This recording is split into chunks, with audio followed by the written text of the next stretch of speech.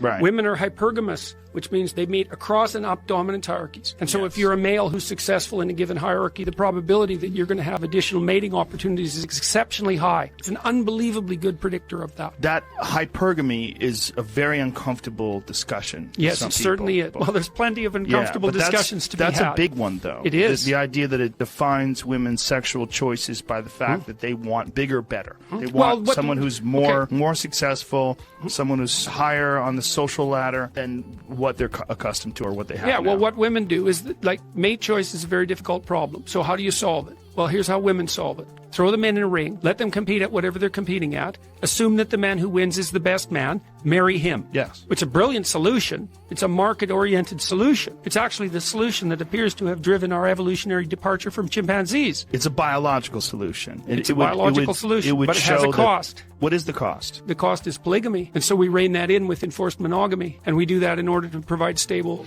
circumstances for children. Is a polyamorous society just as unattainable as this utopian Marxist idea? Yes, I think so, because it looks like, and this is another point I was making, is that societies tilt towards monogamy across the world. It's human universal. Now, that doesn't mean that people don't have polygamous or polyamorous tendencies, because they certainly do. And it's certainly also the case that one of the ways that women gerrymander this system is that, say you're married and you have children with your husband, but you also have an affair, so you have a child by another man. That's more common than anyone suspects. So part of the way that women solve the problem that you're just describing, and I'm not saying anything for this or against this, this is a purely factual biological claim, is they pick a monogamous marriage and they cheat with high status guys. Now, obviously in the confines of the marriage, that's a terrible thing, but that's a very uncomfortable subject, though, for women in particular. It's an uncomfortable subject for everyone. Right.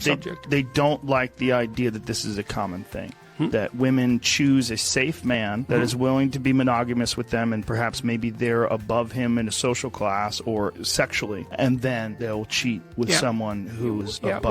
Well, it's common, but it's not the norm, right? It's still the norm not to do that. The norm is fidelity. Right. But there's plenty of exceptions.